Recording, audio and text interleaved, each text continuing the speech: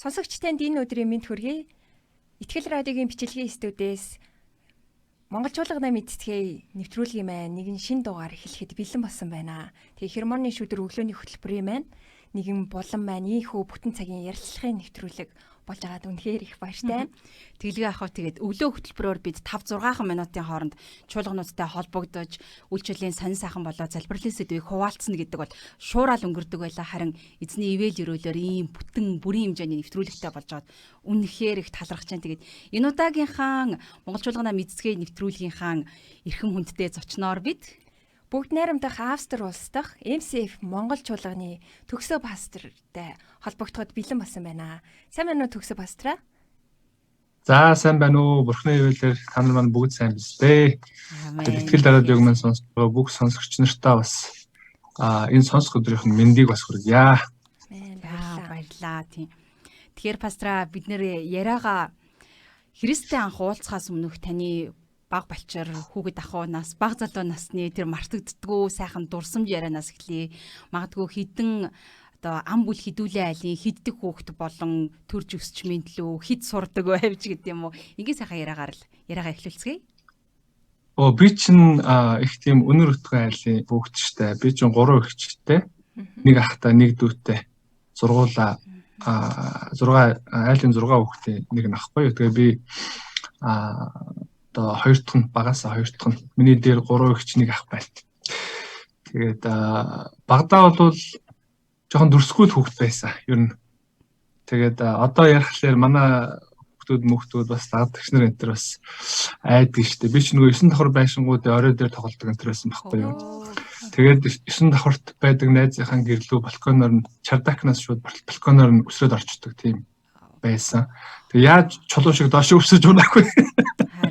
Урхан амгаасан байгаа л гэж бодож байна. Тэгээд их дүрсгүй хөвгт байсан. Зүгээр харин ашигтай нэг тал нь бол айгүй тийм сонирч тийм хөвгт байсан баг. Юм болгоныг сонирхож явдаг. Энд чи яасан ингээд дандаа асууж явдаг. Тэгээд тэрэнд ер нь хүмүүс залхсан юм уу яасан. Манай том ах гэж хоёрыг их тавьсан юм шиг байлаа. Тэгээд том эгч маань чи надуугаа дагуулад юу яа гарч янз бүрийн юм ярьж хөөрөө дагуулж авч байгаа авитэр гэдэг. Тэгэхээр би энэ дагаж авч байхдаа янз бүрийн юм яриа л асуугаал явдаг байсан юм шиг байна. Тэгээ манай том их зах хоёр бол хоёулаа багш. Тэгээ нэг нь Монгол Улсын багш их сургуулийн декан байсан. Эгч маань болохоор 10 жилийн сургуулийн математик геометрийн багш байхгүй. Тэгээд тэр хоёроос би ер нь юмудаа асууж лавладаг байсан юм шиг байна. Тэгээд залхатлан л асуудаг байсан юм шиг байна. Тэгээд ах маань нэг удаа намайг орой авч гүүгээд бит хоёр их гүнэлтэй манай ах их спортлог тийм хүн байсан. Сакс бол их тоглодог. Орой гүйдэг тийм хүн байсан. Тэгээд нэг удаа бит хоёр турникэн дээр дасгал хийж байж байхдаа яхаас тэгж сууж ирсэн. Гэхдээ энэ манай энэ дэлхийгээс гадна дахиад өөр нэг дэлхийн хүн амьдардаг газар байх юм биш үстэй. Та энэний талаар юм сонсч юу гэдгсэн. Тэгээд ах маань бол шинжлэх ухааны үндсэлтэй хариулна л да. Өөрөө багш хүн багш их сургуулийн декан багш юм чинь. Эрдэмтэд бол одоо бүх гаригуудыг одоо чадхаараа судалж байна. Яг хүн амьдрахад зөгцсөн агаартай, ургамалтай, уул устай ийм одоо гариг ертөнц бол одоогоор олдоогүй байна. Тэгээд над хариулж ирсэн. Тэгээд тэрийг нь бол би аяг их тод сандгий. Тэгээд Батөрж гээд яг хамгийн том өргөн байгаа их юм маань нөхөр. Тэгээд их юм ярьж өгдөг. Шинжлэх ухаан их тайлбарж өгдөг юм хүн байсан баг. Тэгэхээр багасаа л их ам хэлнэ гүйцэгддэггүй тийм сахилгагүй нөхөр байсан байна. Тэгээд магадгүй одоо үзэж байгаа сонсогчид маань болохоор аль хэдийн балконуудаа бүгднийг хаацсан энэ эрсдлээс бол холуур байгаа. Үнэхээр хөдөлгөөнтэй өгдөөж өөр 9 сахарын балконоор дамжаад орчихно гэхээр тэгээд тийм хөдөлгөөнтэй юу балкон руу биш үү? Чардак дээрээс тийм бас давхрууд байгаа айлын балкон руу өсөд орчиж байгаа байхгүй юу. Одоо бодохоор бол би зүрхлэхгүй. Тухайн үедээ байнга тэгдэг байснаа бодохоор чулуу шиг доошоо яваагүй дээр бурхан талхаж байна. Эзэн хамгаалнаас агчаа тийм тэгээд тийм хөдөлгөөнтэй хит ам нь гүйцэгддэггүй, баригддаггүй тийм нөхөр тэгээд хизээ анх Иесус Христтэй уулзаж учирч байв. Магадгүй яг тэр үеийн бас таны реакц хэрхэн хүлээж авч исэн бэ? Та бас он цаг болоод орон зайг бас тухайлан дурдж тэр анхны бас эзэнтэй уулзсан учирлынхаа тухайс дурсан ярил. Анх болохоор зэрэг 1994 онд би Христэд итгээд чуулганд явж эхэлсэн. Тэрнээс өмнө яг гудамжинд том дэлгэцэд тавиад Иесус кино гаргаж байгаа энтрийг бол харж исэн. Тэгээд гүйцэж үзэж чадаагүй нэг тал үзээд итгэлийн том 3 шишин нэг Иесус Христэд итгэдэг хүмүүсийн итгэлийн тухай түүхэн кино юм байна да гэж харчаад орхисон. Харин манай ангид нэг 2 Христэд итгэж охин байсан. Тэгээд тэр 2 хүүхдийг би бол их дэмждэг байсан. Яг гэвэл их тийм дүлгөөн, үнэнч, элдвийн хараал өрөөл хилээд байхгүй их тийм дараахан сайхан хүүхдүүд байсан. Тэгээд харин дараа нь бодохнээ бол бас Библийн сургаалтай тэр нь холбоотой байсан юм байна гэж мэдэж авсан байгаа. Харин 1994 онд бол би бүр яа харахгүй Христийн цуглаанд өрсөн тийм тарах материал, сайн мэдээний номтой юм тарах материал хүлээж авсан өөрөө. Тэгэхээр энэ урилгыг хүлээж аваад сайн мэдээний номыг уншаад 2 удаа би бүр уншсан. Тэгээ ганцаар байхдаа. Тэгээд тэр цагаас эхлээд 3 өдрийн дараа цуглаан болж ирсэн учраас цуглаанд очсон баг.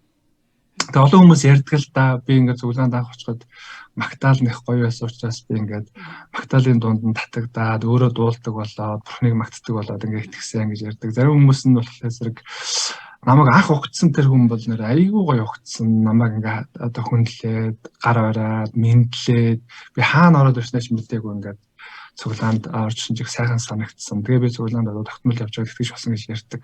Харин миний хувьд бол би цуглаанд очиод татагдсан зүйл нь бол сургаал байсан байгаа. Сургаал дотроос нөгөө сониуч хүн чинь юм сонирхоод байгаа шүү дээ. Хэмжээрээс худлааштай гэж хэлчмээр юм гардггүй. Тэгээ юмнууд нь бол үнэхээр таалагдсан. Хүмүүсийн харилцаа тий хүмүүсийн хоорондоо үнэнч нөхрөлж байгаа нөхрөл гоё байсан, сайхан байсан. Энийг бол би бол хаанч хэлнэ. Гэхдээ сургаалын дотроос нь бол нөгөө буддист хүн байсан учраас ямар нэгэн хүн таарахгүй юм гараад ирэх байх гэж бодоод байгаа байхгүй юу? Тэгээд буддийн сургаалыг би бол бас багасаа сонсож өсөж явсан учраас амтаа алж болохгүй. Амтаа албал нүгэлтэй болно гэдэг. Би махад ч мээр байдаг. Жохон таардгүй нэг юм сонин хүний амьдрал таархааргүй юм гараад ирэх байх гэж бодоод сонсоод байгаа шүү дээ. Тэгээд сургаалыг бол би 3 сар орчим сонссон. Тэгээд ерөөсөө энэ Бурхны үг гэж ярьж байгаа энэ Библи бол үнэн байна гэдэг юм дүгнэлтэнд хүрээд тэгээд Христэд итгэсэн байгаа. Тэгээд ер нь бол яг Библийн сургаалыг сонсоод байсан чинь миний яг хинбэ гэдгийг бол маш сайн хэлсэн.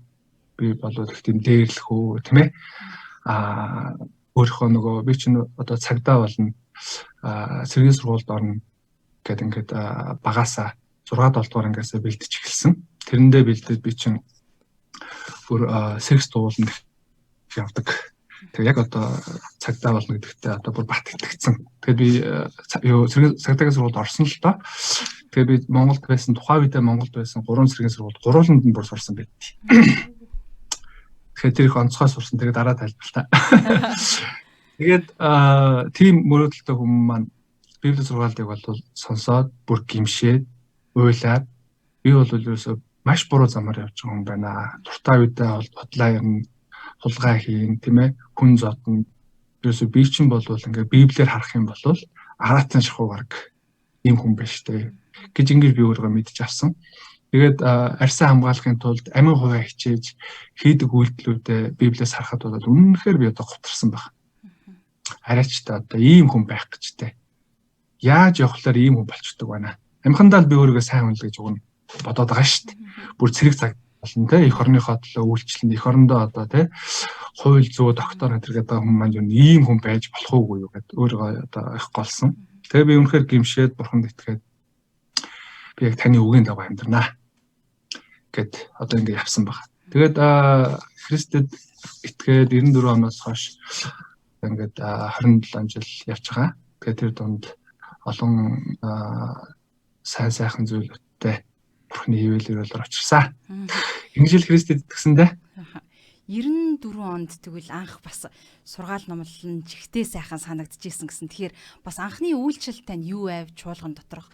Магадгүй 94 он гэхээр таны нас хэдтэй байсан бэ? 94 онд би 18 настай байсан. 18 настай. За 18 таа тэгвэл ингээд эзэнтэй уулзаж учирсан байх нь тийм чуулганы үйлчлэлүүд онц сайхан санагдсан байх нь. Тэгэхээр анхны үйлчлэлээ бас та эргэнд урсаж талархвал тийм чуулган дотор ямар үйлчлэл? Намайг одоо цулааны маань итгэгч нар ахлагч өдөрдөгч пасторууд маань анх тавьсан үйлчлэл бол угтагчийн үйлчлэл байсан. Тэгээд би угтагчийнхаа үйлчлэлд бол их дуртай. Настай хүн хүрээд ирэх юм бол сугтаж аваад тохооноос нөөргөөд цулаанд оруулаад өгдөг. Залуучууд найз нар ирэх юм бол хуцаа энэ дэлгөөрөө ингэрээ тэгэрээ гэдэг. Яг намайг анх хүмүүс яаж угтаж байсан шиг сайхан угтаад үйлчлдэг юм байсан. Тэгээд мэдээж тэрний дараа пастор маань манай пастор бол Япон хүн байсан шүү дээ. Пастор маань бол Маса пастор гэж хэлэхээр одоо Монгол чуулганыхаа хамтахгүй Япон хүн байсан.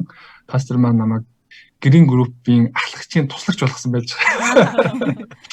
Тэгээд би гэрийн группийнхаа ахлагчид бол аюул сайн тусалдаг байсан. Тэгээд манай ахлагч төгсөө өнөөдөр хэдүүлээ тойрч суугаад библийг судална гэвэл саналуудаа тойрч засдаг. Өнөөдөр би самбар дээр зураад ингээд тайлбарлана гэвэл ингээд сурагч маягтаа засдаг. Гэрэн группээ хийсний дараа аяг шингаа угаачдаг тий цуглаанаа буцаагаад цуглаан хийхэд нь бэлэн болгоод засаа тавьчихдаг. Тэгээд шал малыг шүүрдээд угаагаад тий ингээд битчихдэг. Тэгээд туслагч байсан. Тэгээд дараа нь явсаар угаад гэрэн группийн өөрөө ахлагч болсон байгаа. Тэгээд гэрэн группийн ахлагч болсноос хойш чуулганда залуучдын ахлагчаар энэ төр үйлчилж явж байгаа. Тэгээд дараа нь бүтэн цагийн үйлчлэл эхэлсэн байгаа. Тэгээд бүтэн цагийн үйлчлэл маань бол Camps Crusade-ийн оюутны хөдөлгөөнд анх ажилласан. Тэгээд дараа нь Camps Crusade цэргийн Христэд итгэгчдийн хөдөлгөөнд үйлчлэл хийгдээ тэндээ үйлчилсэн. Нөгөө цэргийн сургууль сурж ирсний маань одоо жинхэнэ ашиг бол тэнд гарсан да. Одоо цэргийн 3 сургуулийг дамжсан хүн гэдэг маань бүх сургуулиудын багш нарыг таньдаг, байр суурьцыг таньдаг. Тэгээд буцаж очиж сургууль дээр бас ирээдүйн өдөртөгч гэдэг клуб энэ байж байсан. Компьютерийн клуб. Үнэхээр одоо хаана юу гэх юм мэдсэн. Бурхан ингээл намайг энэгээр дагуулсан юм байна да гэж хэлмээр. Тийм одоо зүйлийг тэр үед болсон байгаа. Тэгээд одоо цэргийн нөхрөлд анхны одоо захирал нь байгаад дараа нь одоо дөрөв дэх захирал нь цэргийн эсрэг итгэгчтэй хийж байгаа. Бид нар бол албан ёсоор хууль ёсны дагуу үйл ажиллагаа бүртгүүлээд үйл ажиллагаа явуулдаг ийм Camps Crusade байгууллагын салбар үйлчлэлүүдийн нэг баг. Тэгээд тэрний дараа бол Diaspora Church Planting гэдэг үйлчлэл хийж эхэлсэн. За тэгээд манай эхнэр хоёр хоёулаа нөгөө бүтэн цагийн ажилтан миссионер ийм хүмүүс байсан учраас хамтдаа одоо Church Planting хийхэд бол их гоё байдаг.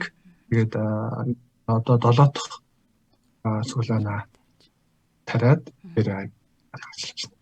Халелуя. Үнэхээр халелуя. Тэгээд эзэн бидний туулсан ам амьдрал, сурч мэдсэн туршлага, чадварыг инхүү хаанчлалтаа ашигладгийн нэг гайхамшигтай хэрэгчлэл тэгээд тийм тэгээд нэвтрүүлэг маань л үргэлжилж байна. Та Монгол чуулганаа мэдсгэ гэдэг нэвтрүүлгийг сонсож байгаа. Үзэж байна бас. Тэгээд нэвтрүүлэг бол итгэлийн замналаас үйлчлэлийн дуудлага, үйлчлэлийн дуудлагаас чуулганы амьдрал гэсэн ерөнхий 3 хэсэгтэй. Тэгээд пастора бид танаас бас сонирхолтой блиц асуултуудыг асуух болон та түргэн шуурхай блиц хэлбэрээр хариулъя.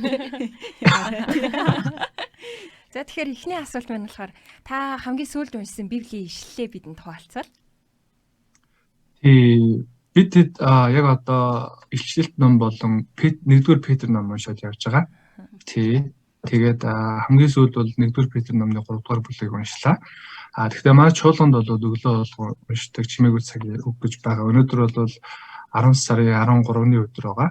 Тэгээд манай чуулганыхан бүгдээрээ хамтдаа үгийн хүч гэдэг сэдвээр Библийн ишлэл уншсан.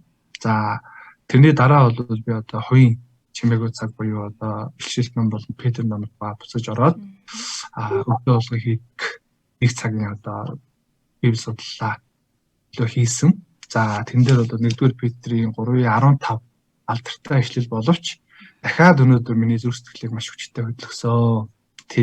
Энэ болохоор зэрэг Христ эзнийг зүрхэндээ тусгаарлан намдгинч харин найдварын чинь талаар асуух хүн бүрд хариу өгөхөд ямагт бэлэн бай Гэхдээ дүлгөөн ба хүндэтгэлтэйгээр хариулаа гэж. Тэгээд дүлгөөн гэдэг үг нь өнөөдөр намайг хүндэтгэлтэй гэдэг үг маань өнөөдөр намайг бас нэлээд ариун сүнсийн дотор удирдсан. Тэгээд энэ бол их гоё цаг байлаа. Амен. За таны байнгын нөгөө амандтай аялагддаг магтаалын дуу юу вэ? Энэ юу штэ олон магтаалын дуунууд байгаа. Монголчууд маань бол бас нөгөө найранд 3 дуутай юу гэдэг вүлээ наадам 3 дуутай гэдэг шиг монголчууд магтаалд бол маш тийм бэлэг авьяастай гэж би боддог. Олон магтаалууд байгаа тийм дуулдаг. Гэхдээ миний нөгөө ажилтай холбоотой юм шиг байгаа юм. Би ирээш ариун сүнсийг яддаг. Хэд дандаа өдөр болгон аялдаг. Тэгээд номлол хийн. Тэгээд би яг өөрөө ингэ номлох гээд байгаа биш байхгүй юу? Эзний үгэн дээр юу байгааг номлох гээд байгаа. Тийм учраас яг би тэр үед ариун сүнсээ настай хамт байгаад та энэ газар ирээд хүмүүсийн зүрх сэтгэлийг дүүргээд өөрийнхөө үгийг одоо номлож өгөөч. Тэгээд ингээ номлож явах үед би ингээ бэлтгэсэн, судалсан тийм ингээ номлоод явж явах боловч гинт санаанд одоо өөр библийн ишлэлүүд, өөр жишээнүүд орж ирдэг. Тухайн яг сэдвийг хүчтэй болгох, тухайн яг сэдвүүдээр хэлүүл зүгээр одоо санагдсан. Тэгээ би хэлдэг. Тэгээ дараа нь ингээ номлолтын дараа дандаа биш ч гэсэн нэлээд олон үед миний бэлдээгүй номлол дотроо бэлдээгүй хэлсэн сануулсан ариун сүнсний дээр сануулсан библийн ишлэл болон жишээг хүмүүс ихэнх нь дурдж идэг. Тэгэхээр би тухайн үед ариун сүнс та хэн нэгэн хэрэгтэй байсан учраас хэлүүлжтэй гэдэг юм бодол төрдөг. Тэгээд Ирээш ариун сүнс гэдэг энэ дууг бол ажилтайгаа холбоотой юм шиг байгаа. Хүмүүсийн төлөө залбирах болгондоо, хүмүүсийн одоо өмнө номлох болгондоо бэлтгэг. Зарим үедээ бүр ингээл жирийн юм дээр хэн нэгэнтэй уулзахтай хүртэл тэр дууг аялж очиж байгаа. Тэгээ олцдог. Энэ дуу бол гайхамшигтай. За танд урам зориг өгдөг Библийн баатар хин бэ? Таны хувьд? Ер нь Библийн баатруудаас бол бүгднгээс урам зориг авах хэрэгтэй. Тий. Би бол юу гэж итгэдэг вэ гэхлээр зэрэг бидний Библиэлд уншаагүй, бичигдээгүй олон тийм Библийн баатрууд бол байдаг баха. Бүгдийг бичих юм бол одоо баг дэлхийн цаас хүрхгүй байна. Тийм учраас бол яг хүний амьдрал тохиолддог бүх зүйлүүдтэй холбоотой ийм Библийн баатруудыг амжилттай болон амжилтгүй байсан те бүх баатруудыг одоо оруулсан бичсэн баха гэж би боддог. Тэн дотроосоо бол би Йошуаг одоо байнга уншиж судалж явдаг. Тэгээ би Йошуаг хүмүүс 7 үндэстнийг те өгсөн 31 одоо улс орныг одоо эзэлсэн тэргээд одоо Йошуагийн эзэлж авсан те энэ газруудыг их ярьдаг. Миний хувьд бол Йошуаг аль талаас нь хардаг вэ гэхлээр зэрэг Йошуа бол аюул сан дагалдагч байсан байхгүй юу? Яг Мөсегийн хажууд явсан. Эцдээч одоо Мөсегийн эрх мэдлийг булаацалтаж юм уу тэгж байгаагүй. Мөсегөөс бүх цаг үед нь сурсан. Тэгээд цаг нь болоход яг өөрөө удирдагчаар томилогдож ингэж үйлчилсэн юм удирдагчаа гэж ингэж боддог. Тийм учраас би Йошуаг сайн дагалдагч байсан гэдэг утгаар маш их одоо хөндлөж хайрлаж уншиж хэлж манай хүүг нэрээ Йошуа гэдэг. Тэгээ дараагийн асуулт нь болохоор нөгөө Библийн таны унших дуртай ном гэж хэлдэг. Энэ магадгүй Йошуа ном уу, өөр ном уу? Йошуа ном орно. Яа гитлэл ном орно. Одоо Йошуа тэ ном гитлэл ном энэ орно. Ер нь бол түрнийхтэйг адилхан юм бол Библийн одоо ном болгоод хэлчмээр олон зүйл бурханд бол байгаа. Тайлбарлчмаар. Тэгээ энийг бол бид Библиэлд ингэж л ойлгосон шүү дээ. Бүх зүйлийг бид мэдэх шаардлагагүй. Цаг нь ирэхээр бид бүгдийг мэднэ. Харин яг бидний унших шаардлагатай, мэдэх шаардлагатай бурхан хүнийг бүтээсэн учраас яг хүндээ хэрэгтэй зүйлийг бас хэрэгтэй хэмжээгээр нь пропорцоор гэж ярьж байгаа. Ингээд өгсөн. Тийм учраас Библийн бүх номнууд бол сайхан. Гэхдээ шинэ гэрээнээс би одоо үйлс ном, илчлэлт ном хоёрт бол нэлээд шимтдэг. Явандаа бол илчлэлт номыг одоо маш сайн судалж бусад энэ профессор, докторуудын заагаад байгаа энэ зүйлийг одоо Монгол хүн, Монгол пастор газар сайгүй заах хүсэлтэй байдаг. Дээрээс нь эхлэл ном, гитлэл ном одоо Йошуа ном бол миний одоо яг суур байдаг байгаа. Тэгээ байнга унших дуртай эхлэл номны одоо яг нөгөө Йосефийн түүхийг унших болгондоо би уйлдаг. Агуу шүү гэж үнэхээр уйлдаг. Яг тэр ах нарыгаа өөрчилж байгаа юмдрыг бол одоо маш их уншаад уйлдаг. Яхахгүй л одоо өөр ирэхгүй нулимс гарсан байдаг. Яг ах нарыгаа өөрчилж байгаа үед нь бол тэгээд миний амьдралд бас уучлах шаардлагатай зүйлсүүд их тохиолдсон. Тэндээс хүлгэрч шаардж тий чадхаараа одоо уурчилж те бурхны одоо нэгүүлсэнгүү ийм зан чанарыг үлж явах юмсан гэж одоо ингэж хичээж явж байгаа. За тэгвэл таны итгэгчтэй хандаж хэлдэг одоо байнга ингээ хэлдэг үг ямар үг гэдэг вэ? Та итгэгчтэй хандаж? Итгэгч нартай би олон зүйлээр захиж зааж явж байгаа. Тэгвэл амьдралаараа болон байгаа бүх хугацаанд бол бурханд боломжгүй зүйл гэж байхгүй шүү гэж хэлэх туфтаа. Тийм учраас итгэгч нарын маань амьдралд одоо олон зүйл тохиолдсон шүү дээ. Янз бүрийн хүнд зүйл тохиолдно те. Тэр үед бол одоо чуулган байх хэрэгтэй хажууд нь. Өдөртөгч нар нь байх хэрэгтэй. Санаа битээзөө бурханд боломжгүй зүйл гэж байхгүй. Хэдүүлээ нэг дамнаа л гэж одоо ингэж итгэгч нараа дандаа би урамшуулдаг да. Үнэхээр гайхалтай.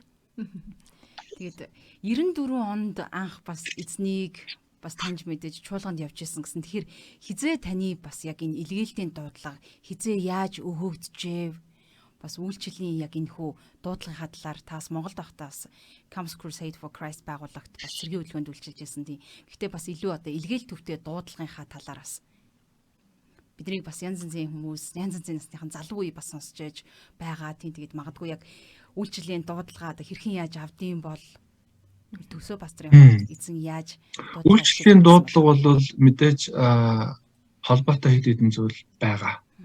Мэдээж дээрээс байна. Бас хажуу талд байна. Өөрөөр хэлбэл таны эргэн тойронд одоо таны хэрэгцээ байгаа ямар зүйл байна. Тэгээд бурхан тэрийг дээрээс яаж чиглүүлж байгаа гэдэг ийм одоо чиглэлүүдээс дуудлага одоо ирнэ. Тэгээ миний хувьд бол илгээлттэй холбоотой дуудлагыг бол Матай 9:37 байгаа. Ажилчид үнэхээр цом байна. Тань ургац зүйл үнэхээр ариун байна. Тэгэхээр энэ бол манай Монголд ч үнэн, дэлхийн бүх улс орнд үнэн баггүй. Тэгэхээр ажилчид бол маш цом байна гэдэг ийм одоо үгээр дамжуулж одоо илгээлтийн одоо энэ дуудлагыг авсан. Ялангуяа одоо энэ Европт ирчээд байж байгаа нэг том шалтгаан бол бүтэн цагийн одоо пастор рот байгаагүй. Тий намайг ирэхэд тэр утгаараа одоо би ийшээ одоо үйлчлэл үнэхээр их байна. Тэгээд олон одоо пасторууд солонгосод үйлчлдэг, Америкт үйлчлдэг тий гэтэл одоо яг Европт бол байхгүй байсан нь бол миний сонирхлыг маш их татсан. Яагаад одоо ийм том төв дээр маш олон одоо монголчууд байхад тэднэрт үйлчлэх хүн байхгүй байна. Тэгээд энэ шалтгаан бол одоо миний юу байсан. Тэгээд би бас энэ шалтгаанаа чуулганыхаа пасторт хуваалцаад тэгээд бас Англид уг нь бол би яг ажиллах гэж ирээгүй шүү дээ. Англид миний ирсэн гол зорилго бол англиас сурах байсан баггүй юу. Тэгээ сабат жил байсан. Сабат жилээ үр дүнтэй өнгөрөмөр санагдаад.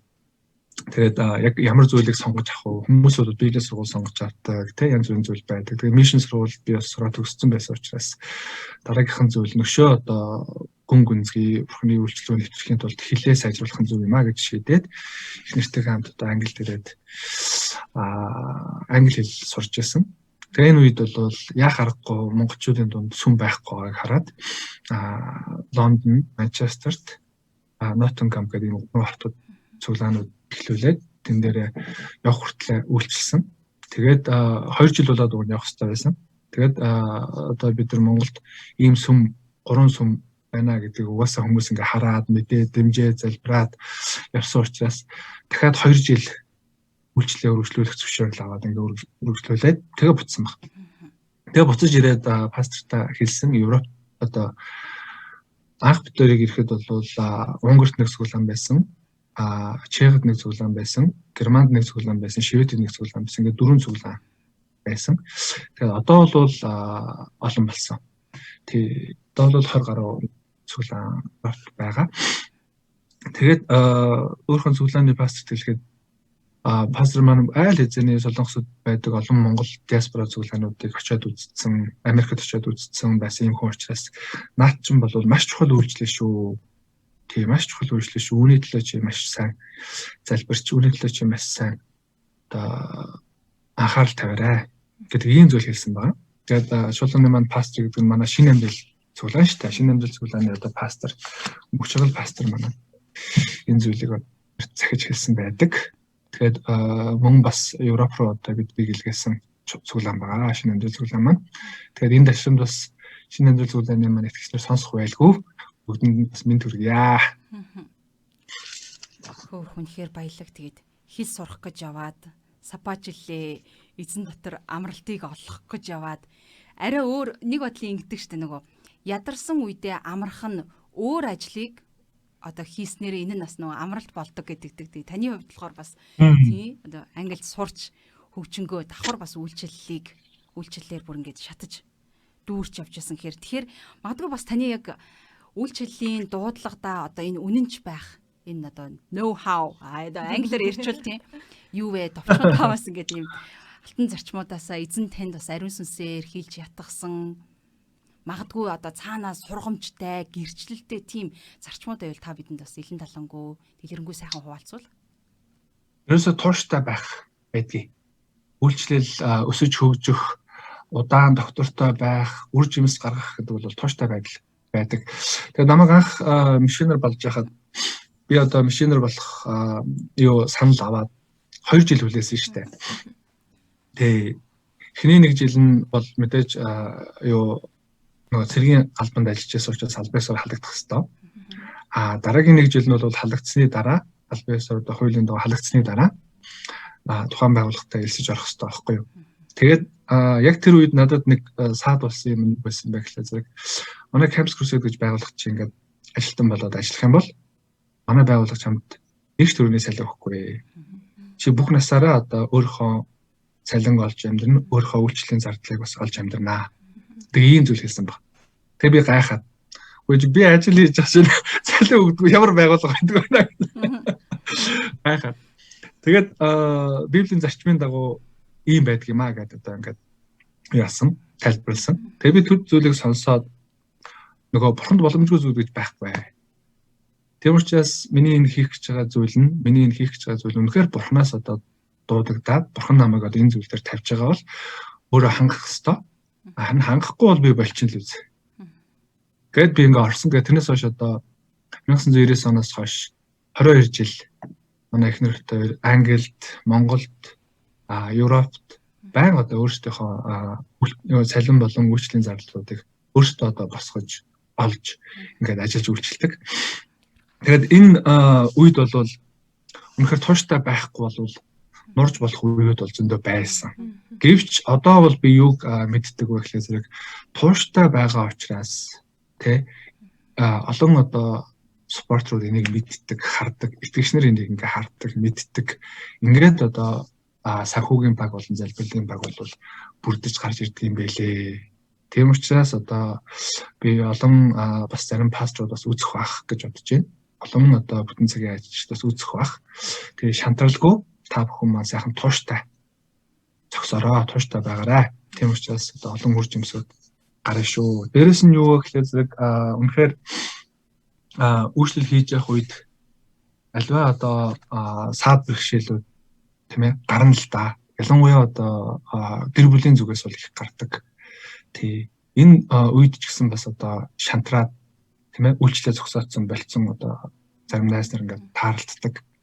Тэгээд миний бодлоор бол тууштай байгаад үнэнч байгаад хөдөлмөрч байсан үед бол зогсох ёсгүй. Бүрэн үргэлжлэх боломжтой. Ягдгүй бид нар бол нэг тийм жижиг компани ч юм уу, нэг жижиг дэлхийд дээр байгаа байгууллагын ч юм уу ажилч биш байхгүй юу? Энэ дэлхийг бүтээсэн бүх баялагын эзэдийн одоо ажилч учраас бид нар одоо ямар тутах ёсгүй байхгүй юу? Тийм учраас юу гэхлээр зэрэг тууштай хөдөлмөрч байж ийж энэ бүгдийг одоо ард гарах ёстой гэж ингэж одоо боддог. Тэгээд мөн өөр нэг зүйл бол яа харахгүй одоо манай итгэгч нар байгаа. Итгэгч нартайгаа одоо маш гоё тийм ахан дүүс юм. Мөнхийн ахан дүүс юм барилдлагаанд ордог. За энэ мөнхийн ахан дүүсийн барилдлагаанд орсны дараа бол энэ харилцаа юунаас ч илүү үнэтэй болдог. Тий. Тэгэхээр яг энэ харилцааныхаа төлөө энэ одоо нөхөрлөлийнхаа төлөө энэ бат их одоо холбоосын төлөө бид нар газар дээр хамт байх үед бол олон үр жимс гарна шүү. Олон одоо Голиатыг одоо унгаан олон даваануудыг давж чадах ийм боломжтой болдгоо гэж би хувьдаа боддог доо. Ихэр гайхалтай. Тэгээд та сая бас үйлчлэлийнхаа тухай ярьж байхдаа бас эхнэрийнхаа тухай бас дурдаад өнгөрлөө. Тэгээ үйлчлэл гэхээр энэ бүгдийн ард бас гэр бүл хамт явж идэг. Тэгээ та өөрийнхөө гэр бүлийг бас танилцуулбал тий. Тий, миний эхнэр Гамтуул гэдэг. Тэгээд бид хоёр 4 хүүхэдтэй. Тэгээ том охин маань Салцбургийн их сургуулийн 3 дугаар курсын оюутан байгаа. Тэгээ дунд охин маань Салис гэдэг Салцбургт байдаг International Gymnasium 5 дугаар ангид сурдаг. Монголоор бол 9 дугаар анги, 10 дугаар анги гэсэн үг юм да. Тэгээ баг 2 хүүхэд маань болохоор зэрэг баг сургуулийн 4 дугаар анги, хамгийн бага охин маань одоо баг сургуулийн 1 дугаар анги баг. Тий, ингээд зургуулаа аж турж амьдарч байна да. Энэ хотно. Тэгээд яг гэр бүлийн тал дээр би бурханд үнэхээр талархдаг. Яагаад гэвэл зэрэг зарим хүмүүс бол үйлчлэлээ хийхэд гэр бүл нь бүрэн дэмжиж чадахгүй байгаа зүйл харагддаг. Тий. Зарим гэр бүлүүд бол аливаа пастрыг үйлчлэлээ хийхэд бол бүрэн дэмжиж чадчихэдэг. Тий. Тэгээ миний эхнэр бол өөрөө мишнер байгаа. Тэгээд Campus Crusade байгууллагч дотор хоёулаа хамт мишнер болоод үйлчлээд сайн мэдээ тараагч мишнер болсон байна. Тийм учраас ер нь яг одоо энэ Diaspora Church Planting гэдэг цуглаануудыг тариад одоо энэ өндөрлөгөөс харах юм бол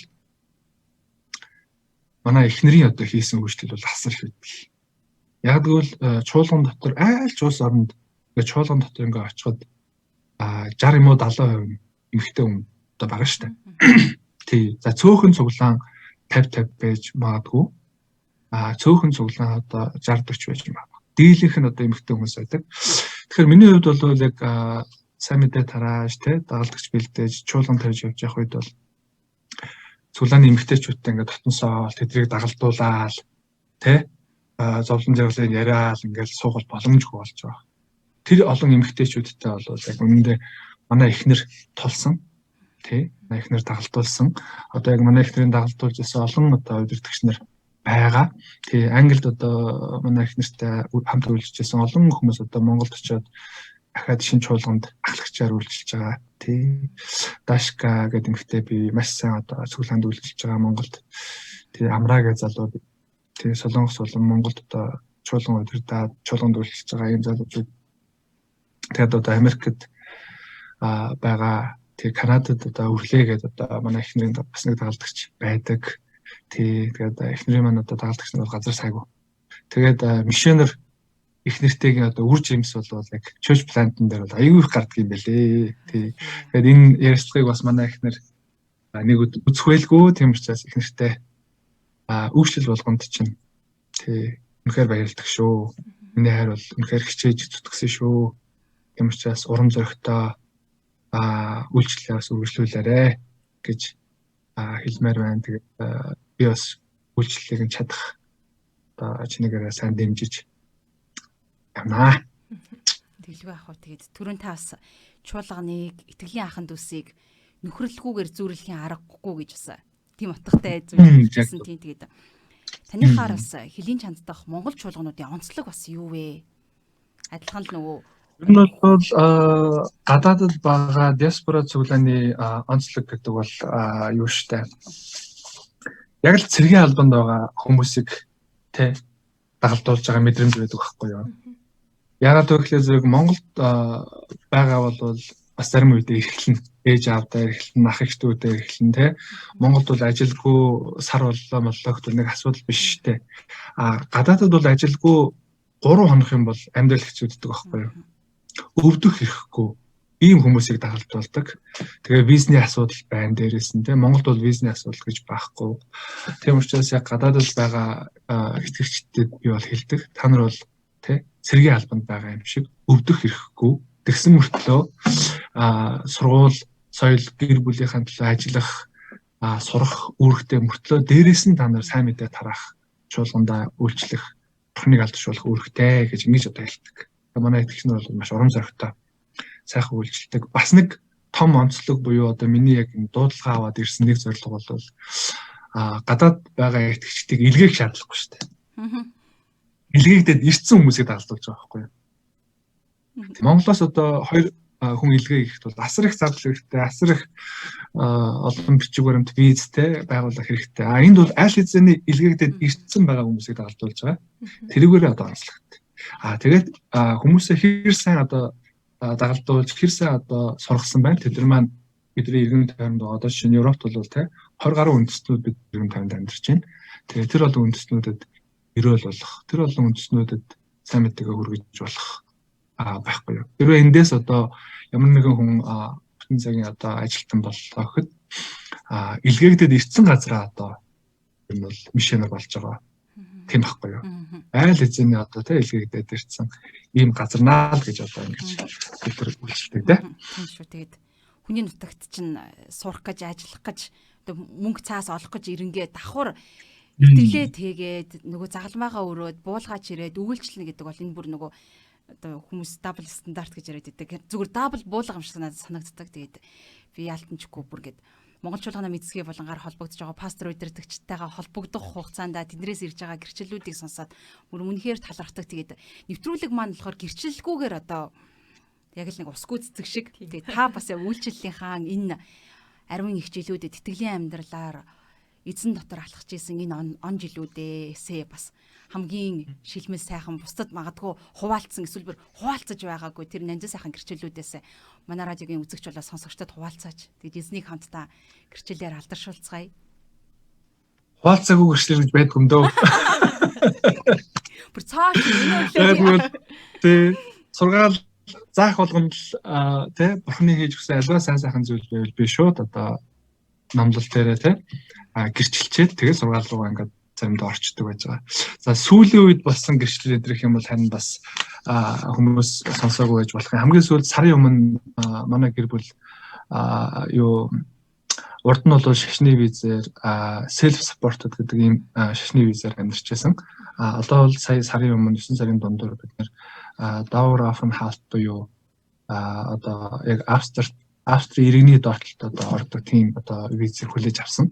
Тэгээд дараагийн удаа бол одоо виз мэд сонгоход орлого янз бүрийн хавьчаад мэдүүлээд авах шаардлагагүй гэж одоо надад хэлсэн байгаа. Зөвхөн хугацаад хүчинтэй гадаад паспорттай ирээл одоо виза сонгож болно гэдэг ийм зүйл хэлсэн. Тэгээ одоо энэгээр дамжуулаад олон газраар явж сайн мэдээ тараяа л гэж бодчих.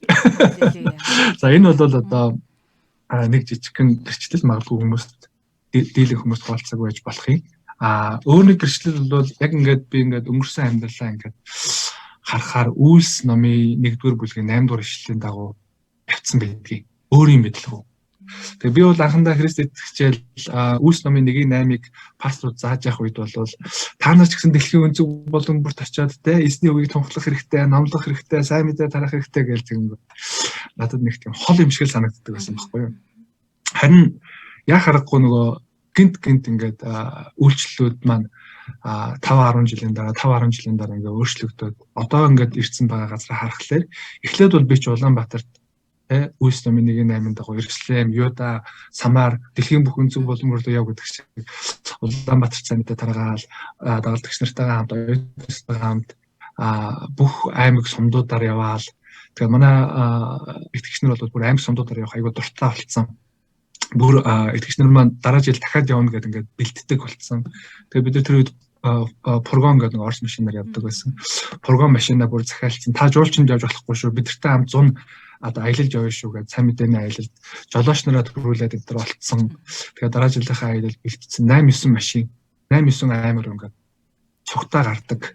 Тэгээ дуусчаад буцаж ирээд нэг газар ингээ уулзаад сайн мэдээний баяр хийдэг, гэрчлэлүүдэд хуваалцдаг, юу болов, яав, хаана юутай таарав, ямар юм болов гэдэг ингээд яадаг маш том одоо аяллуудыг хийдэг байсан. Тэрний дараа манай эхнэр маань бол Орос сургууль төгссөн учраас нөгөө орос хэлээд байгаа Оросд сайн мэдээгээр явдаг багийнхан таарж явдаг болсон байгаа.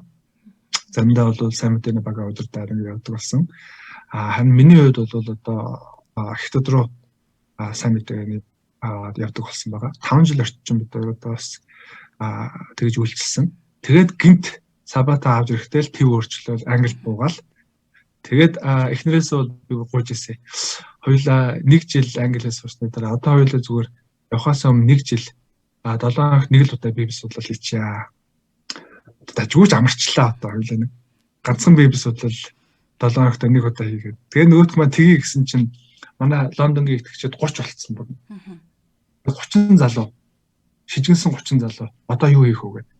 Тэнгүүд өөр хотод байдаг монголчуудад очиж сайн мэдээ тараа гэгээд тэгэл одоо Манчестерын цуглаа эхлээд нөгөө Манчестерийн маань бас яг ижидхэн жилийн дараа одоо юу хийх вэ? Дараагийн ямар алхам байна? Ингээд одоо цуглаанууд таригдчихсэн байдаг.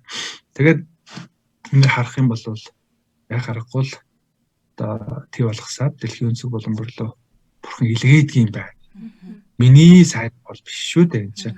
Бурханы одоо амьд байгаагийн одоо том баталгаа гэрчтэл мөн бурханы үг үнэн хэлдгийн одоо баталгаа гэрчлэл байхгүй. Тэгэхээр олон тийм пасторууд одоо Америкт байна, Солонгосод байна, тэг Канадад байна, Австралид байна. Тэг Австралид бол одоо манай Лавга пастор очиж сүм тариад Австралид анхны цуглаана хууль ёсоор бүртгүүлэх гэдэг ингээд ажиллаж байгаа юм байлээ. Тэгээ энэ дашрамд бас үйлчлэлд амжилт хүсье. Тэг. Тэгээд ийм гайхамшигтай гэрчлэлүүдийг гэвэл танаа нэвтрүүлгийн цаг хэр байдгийг сайн мэдэхгүй байна. Дахиад цааш нь яргуул яриа л. Таас ингэ нөгөө утсан дээрээ ч юм уу бид нарт бас дуу хоолоогоор өдөр болгон гэрчлэлийг бас явуулж болно. Учир нь юу вэ гэхээр төг төмдийн эзэн түмэн гэрчлэлийг бид нэр өргөцгөөе гэж үйлчлэлийнхэн одоо жанжин шугамаа ураа дарцгаа болгоод бид хэд ингээд үйлчлэл явж байна. Тэгээд Англи 2017 онд бас нэг гоё гэрчлэл гарсан. Тэгээд уржигдэр баха манай том охин надад энийг сануулсан байгаа. Тэгээд тэр бол юу байсан бэ гэхлээр зэрэг Европч ингээд эрүүл мэндийг 12 сар тутамд үздэг байхгүй юу? Хүсэх юм бол хүн өөрөө зүгээр 6 сарын дотор үнгүү бас үзүүлж болдог. Тэгээд би 15 онд үзүүлээд 16 онд үзүүлээд 17 онд үзүүлсэн чинь илэгний вирус гарч ирээд тэгээд би одоо яг тэр нөгөө бичин байхгүй учраас төрлийг мартчихад байна. Ямар ч байсан нэг 2 төрлийн илэгний вирустэй болсон байна. Гэт тэгэхээр би нэг ханиадны төлөө залбирч байгаа юм шиг залбирчихгүй юу? Яг гарч ирэл эмнэлгийн үүдэн дээр гараа гидсэн дээрээ тавьж байгаа л би бол өвдөх ёсгүй, өвдөх зав надад байхгүй. Олон өвчнгүүдийг одоо та залбирх үед эдгэж өгч байсан. Одоо бас энэ илэгний өвчнийг тань даатах ор мөрг одоо эдгэж өгөрөө. Би нэг ч цаг эмнэлгийн цаг авч ч юм уу, эмнэлэгт очиж ч юм уу бас эмчлүүлмээргүй ингээд. Ингээд залбирч авцсан.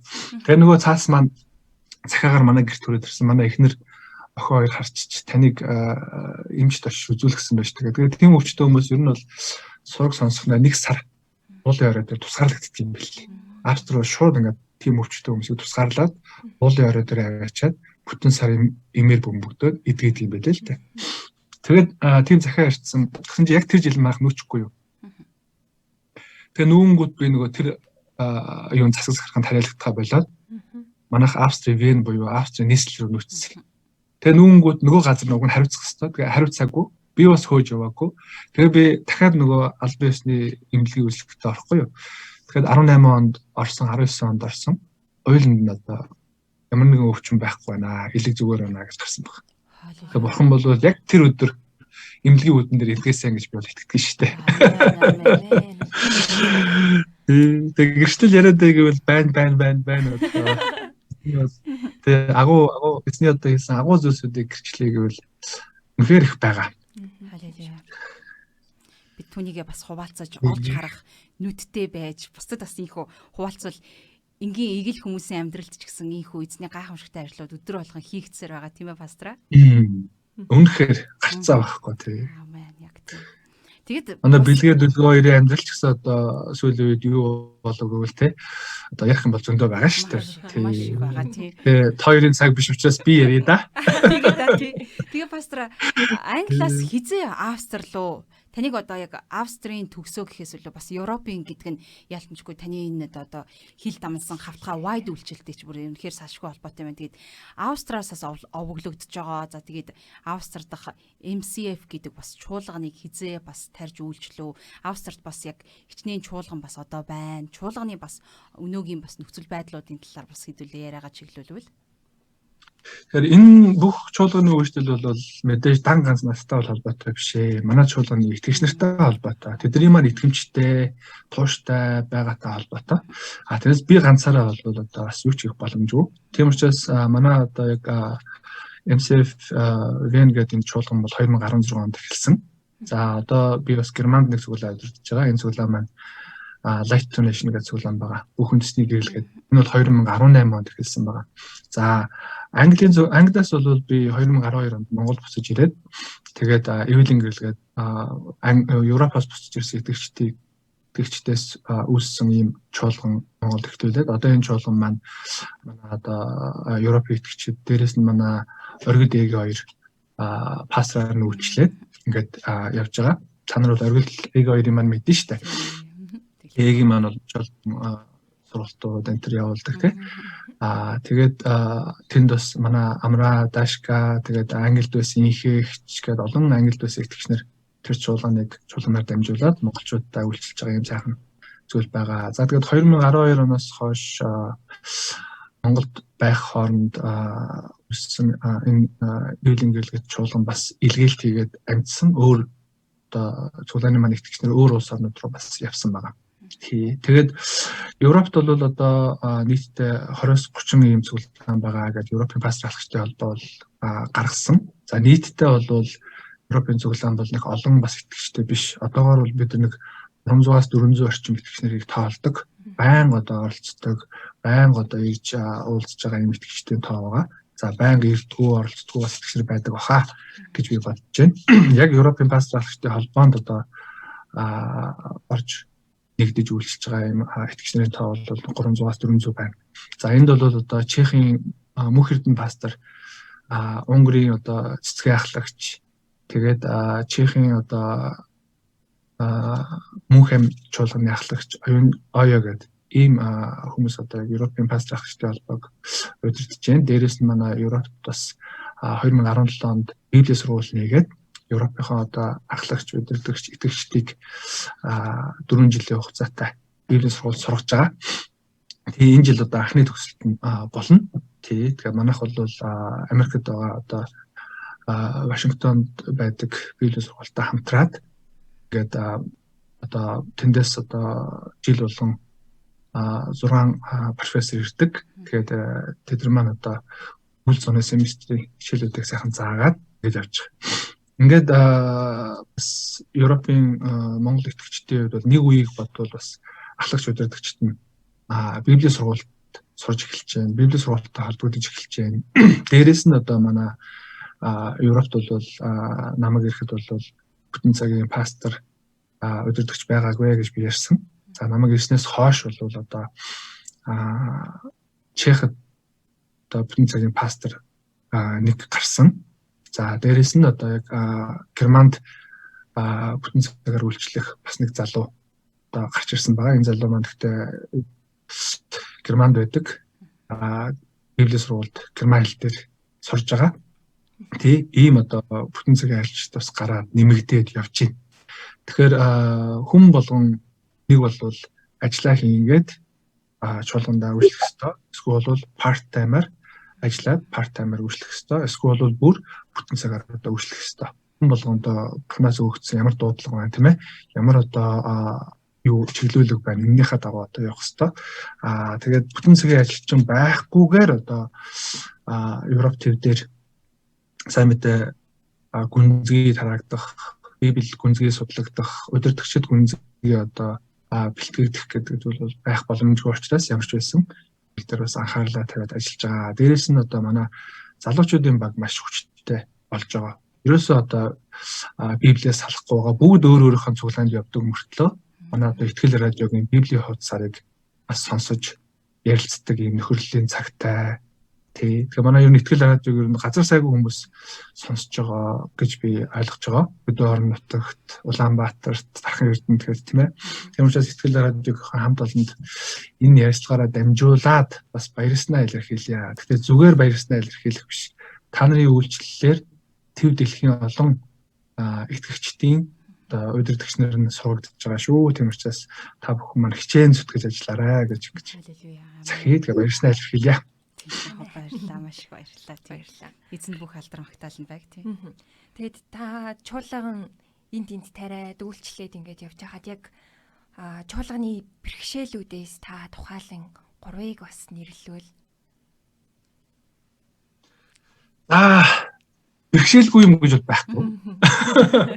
Бэрхшээлгүй юм байсан ч гэсэн бид нар чинь бурхантай бурханд боломжгүй зүйлж байхгүй. Тэгэхээр одоо нэг тийм гүнзгий одоо бэрхшээл, зовлон тэ ингээд байна гэж тоочдод байх юм бол үүндээ халаа байна.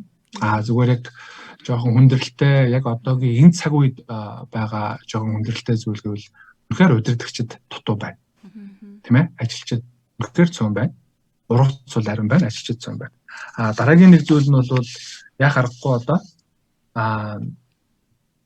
манай итгэгчдийн маань удирдагчдийн маань бас хүмүүсээ төлөвшүүлж байгаа байдал бас одоо бол үнэхээр бага байна. Тийм учраас итгэгч хүн бүр тийм ээ нөгөө одоо агуу зэрхэмжээр хэлсэн надаас сурсан бүхтээ бусдад заахтун гэдэг ингээд тушаацсан тушаалынхаа дагуу мэдэж авсан тийм гаршиж авсан тийм дагалдуулах арга барил дагалдуулах материал эзэмшсэн тийм зүйл байхгүй тийм итгэгчид бас их олон байна. Тийм учраас би итгэгч нарыг уриалж байгаа.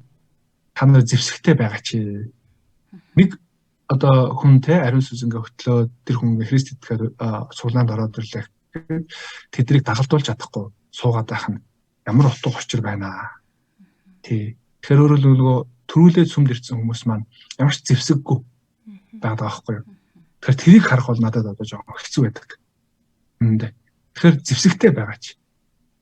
Тийм ээ? Тэр хүн Христ итгэхэд ороод ирсэн л болохоос биш тэр хүний амьдрал дотор одоо Библийг уншаад өөрчлөгдөх хэрэгтэй байгаа.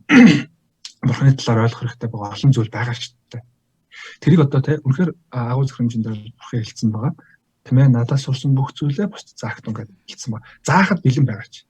Ямар нэгэн дагалдагчдэл ингээ эзэмшээч өөрөө. Тэгээ эзэмсэн зүйлээрээ ингээ сүмдээ ингээ чуулгандаа болон шинээр итгээд ороод ирсэн хүмүүсүүдэд үйлчлэгч гэдэг ийм зүйл байгаа. Тэгээд Монголоос олон итгэгчнэр ирдэг. Тэгээд том цуглаануудыг нэр хэлээд ороод ирнэ. Тэгээд ямар сайхан минийд энийг хийж чадах уу, тэрийг хийж чадах уу гэхээр сонсч ирсэн юм байна. Би дуусгаагүй л дээ гэд ингээд байдаг. Тэгэхээр яг ингээд эзэмссэн зэвсэгтэй явж байгаа итгэгч бол бас цөөхөн тараад байна шүү. Тиймээс манай итгэгчид дээр анхаараарай. Тэ та нар маань бол Бурхны сонгосон те энэ хүмүүс Бурхнаар хайрлагдсан хамгаалагдж байгаа энэ хүмүүс бусдыг үйлчлэхийн тулд те дагалдагчийн хичээл дагалдагчийн материалыг эзэмшээч. Тэгээд залбирал гэдэг та нар зэвсэг байгаа мэдж байгаа. Энийг бол маш гаргуу ашиглаж байгаа ойлгож байгаа. Гэхдээ бусдыг дагалдуулах зэвсэг байна уу? Тий ийм зүйл дээр одоо би их чуулганууд анхаарал тавьдаг. Тэгээ манай Light Donation чуулганы ахлагч байдаг. Багийгээд энэ ахлагч бол цуглаанд орж ирсэн хүн болгоныг толгой дараалан дагалдуулдаг юм баггүй юу. Тэгэл ерөөсө хүмүүстэй хуваарлаад өгч. Тэгээд дуусныхан дараа буцаад ахлагчтай репортлох хэрэгтэй. Манай ахлагч өөрөө бас 2-3 групптэй. Тэгээд өөрөө бас бусдыг дагалдуулна. Тэгээд өөрөө хийхгүй гэж хүнийг шахаад авахгүй л те бас өөрөө хийн. Өөрөө маш сайн одоо сургагдсан бүр Монголд очиод төөсийн одоо сургалтанд сурж ирж байгаад тэгж жагаад бүр албан ёсоор үзэж байгаа байхгүй юу. Манай тэр ахлагч бол ингээд одоо орж ирсэн хэнийг ч одоо үлдээхгүй дагалдуулна. Дагалдаад төгсөнгүүт нь яг сурсан тэр зүйлийг нь одоо чи өөрийнхөө зэвсэг болгож аваа. Хэн нэгэн хүн ороод ирэхэд би чамд өгнө. Чи ямар нэгэн аргаар энийг зааж дуусгах хэрэгтэй. Гэхээр ингээд даалгавар өгдөг. Тий, ингээд одоо яг толгой дараалан дагалдуулдаг. Тэгээ тэрэнд нь би их хайртай, дуртай. Тэгээ манай Европын итгэгчдийн өмнө нь бол үржигч дагалдагч бэлтцгээе гэдэг ийм ураа байдаг байгаа. Тий, урд нь бол бид нэр сайн мэдээ тарааж тийм ээ шинэ чуулгануудыг тарьцгаая гэдэг юм ураатай 10 жил өнгөрөөсөн. Одоо дараагийн 10 жил буюу 2020 оноос шинэ эхэлсэн байгаа ураа маань болохоор зэрэг үржигч дагалдагч бэлтгэцгээе. Итгэгч хүн болгон зэвсэгтэй бай. Бусдыг дагалдуулдаг, бусдыг заадаг. Яг энэ үед нөгөө муу сүнсний хүлээс тасардаг байхгүй юу? Дагалдуулалтын дотроос. Тэгээ сүмд яваал хахад тасрахгүй штэ. Сүмд яваад мэдээж эзний үг сургаал сонсон уран маавн те зарим нэгэн чадхаараа өөрчлөгдөн. Харин яг дагалдуулалтын дотроос бол гүн гүнзгий одоо энэ муу сүнсний хүлээсөө тасарч жинхэнэ эдгэрэл явагддаг, жинхэнэ чөлөөлөлж явагддаг. Жинхэнэ одоо өөрийгөө олж харддаг ийм зүйл байгаа. Тийм учраас итгэгчтэйгээ би дагалдуулалтын зэвсэгтэй байгаарай, материалтай байгаарай. Ямар байх нь хамаагүй. Бүгд адилхан гэж юмсгэн. Гол нь тэрийг өөрөө эзэмшсэн юм уу? Тэр зэвсэг чамд байгаа юм уу? Хин нэгэн шинэ итгэгч ингээд чамд өгчүүл чи ингээд зааж чадах юм уу? Дагалдуулж чадах юм уу гэдэг нэг ийм зүйл байдаг. Тэгэхээр энэ зүйл дээр бас их одоо анхаарал тавьж итгэгчнийгээ уриалж байгаа.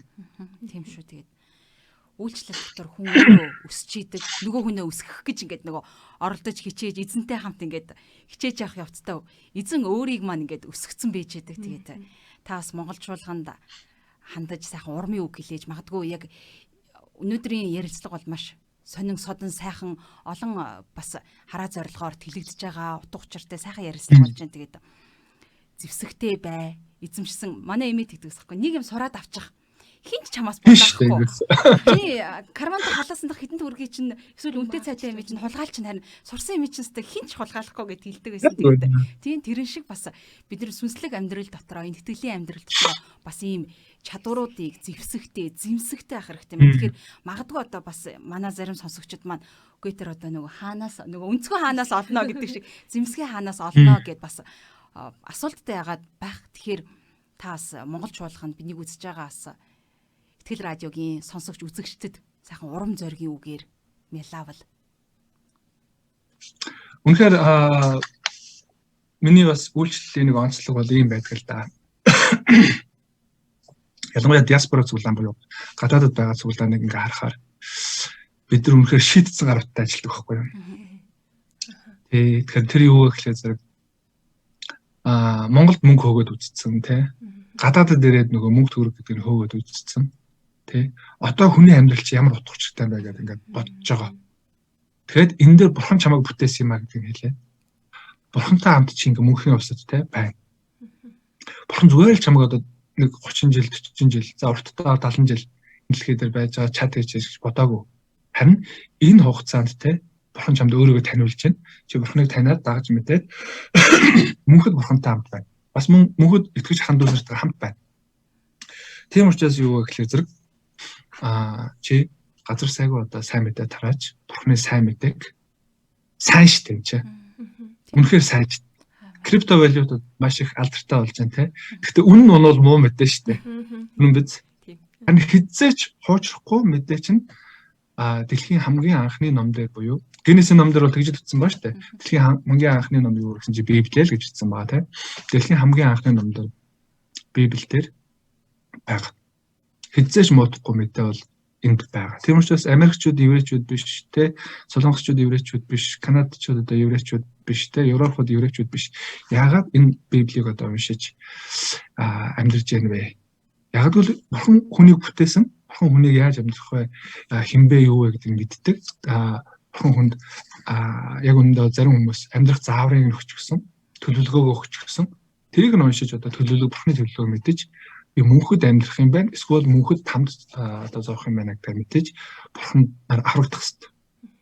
Тэгэхээр энэ мэдээг хэлэх үед бол энэ диаспора цуглаан буюу тэ гадаадд амьдарч байгаа монголчууд итгэж хандуус бол шийдсэн гараад байхгүй. Мөнгө зөвхөн хөөгөөд сонирн биш болцсон гараад байдаг байхгүй.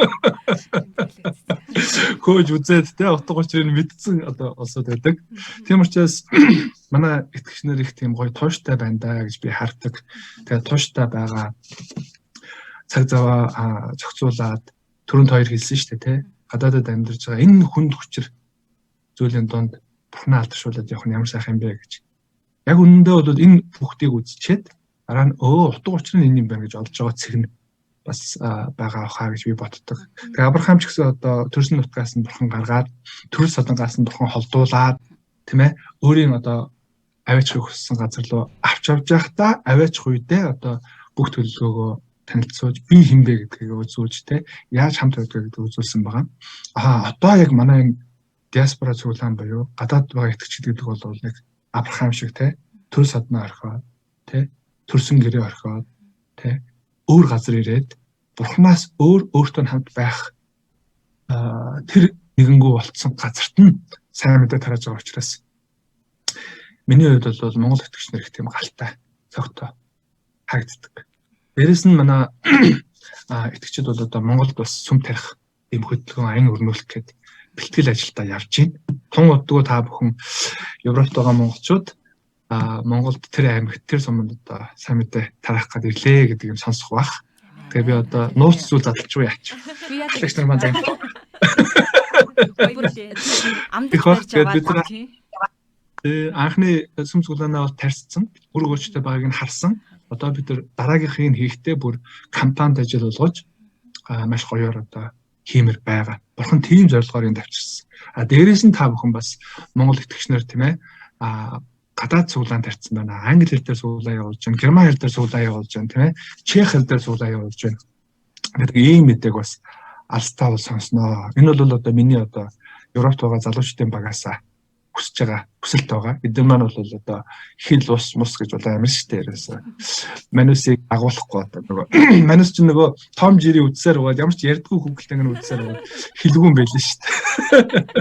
Тэгсэн чинь манай хүүхдүүд ч юм бол бүх хил дээр хүүхэлтэйг нь үзэж байна. Бүх хилийг сайн сурж байна. Тэгээ Европын одоо стандарт гэдэг бол 10 жилийн сургуулийг төгсөж байгаа, гимназийн төгсөж байгаа хүүхд бол 4 хэлээр ярих хэвээр. Хичээлийнх нь програм нь тийм. Тэгээ үүнийг би сонсоод зүгээр нүд нэгцсэн байна.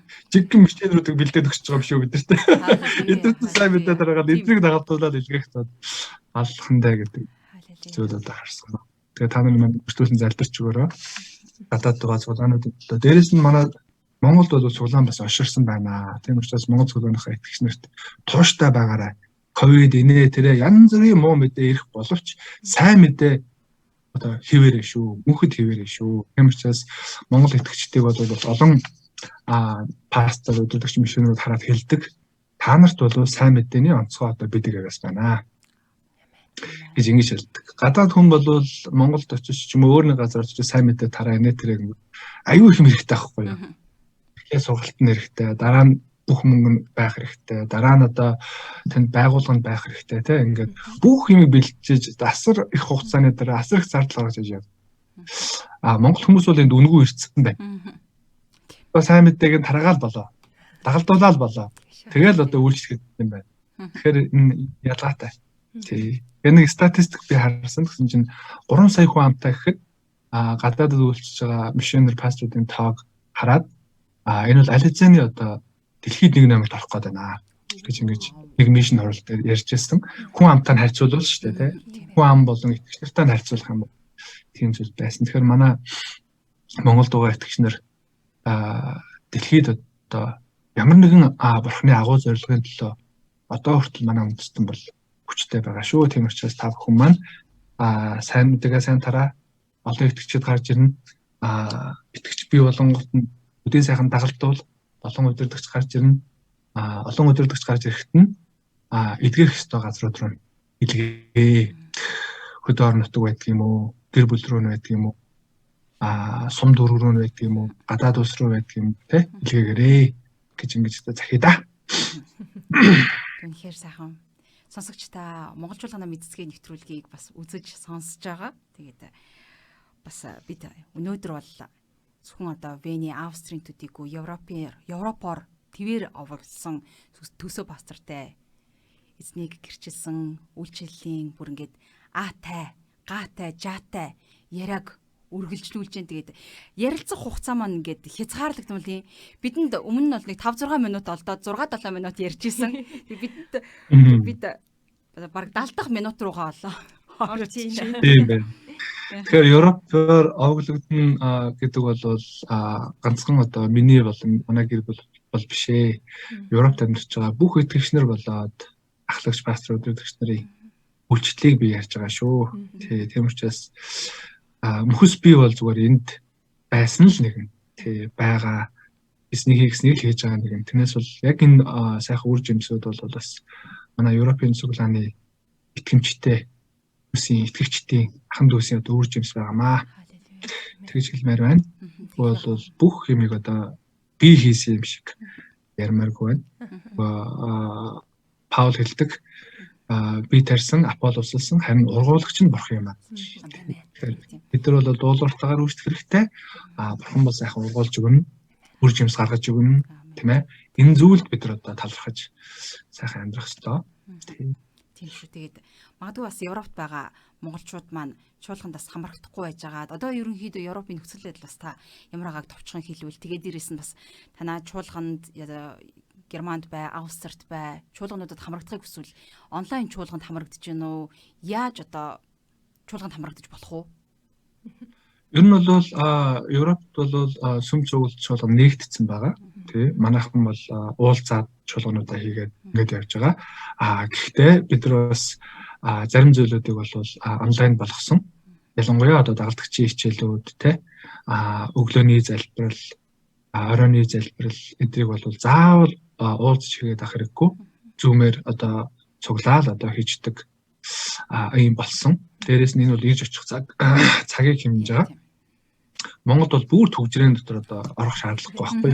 Харин яг цуглал хүндэтгэл мөргөл магтаал хийхэд тулд чуулганууд дээр уулзаад хийж байгаа. Тийм учраас манай одоо чуулганууд бол интернет, Zoom те энэ үйлчлүүдийг бол эдийн сайхан хослуулаад явж байна. Одоо Европт байгаа монгол чуулганууд бол тийм их олон хүнтэй биш те. Яг нэг хотууд олонтой, бүх хотууд нь монголчууд нь тархмал байдаг. Тэр утгаараа чуулганууд одоо шинэ 200 монголчууд амьдардаг хотууд бол 20-30 итгэгчээр л одоо байгаа шүү дээ, тийм. Тэгэхээр чуулганууд бол тийм том хэмжээгээр биш байхгүй юу? Гэхдээ жижиг чанартай одоо ингээд явдаг. Тэр нь ч бас их гоё заагур юм шиг байна. Тэгэхээр нэгтмэл сайхан илүү халуун тутан уур амьсгалыг мэдрэхэд ч гэсэн бас энэ цомхон бүрэлдэхүүн чинь бас өгөөжтэй сайхан байдаг шүү дээ. Тутан яадаг тийм. Бидний ярилцсан хугацаа ерөнхийдөө өндөрлж байна. Тэгээ бид нар дараад нэг 3 цагийн нэвтрүүлгийн санаа бодож олцоод тэгээд таныг дахиж урьна. Яг зүйтэй. Тэгээд гой санаа бодож олцоод дуулгаараа.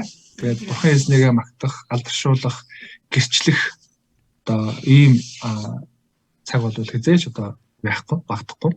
Тийм учраас сайхан ярилцах сэдвүүд байх юм бол ярилцаж та бүгдтэйгээ хамтарнаа. Тэгэхээр Итгэл радиохон одоо бүх нэвтрүүлж байгаа, дэлгэцэн дээр харагдаж байгаа болон харагдахгүй байгаа бүх ажилчдад үйлчлэлт нь үр жимс хүсье. Тэгэхээр айл хэзээ та нарын үйлчлэл бол үр жимсээ өгөөд зөвхөн Монголд биш те дэлхийд даяар итгэгч нартай нөлөөлөөд сүнсний хаалч гэсэн бас өгөөд гэрчлэлүүд гарч ирээд урам зориг өгөөд ингэ явж байгаа.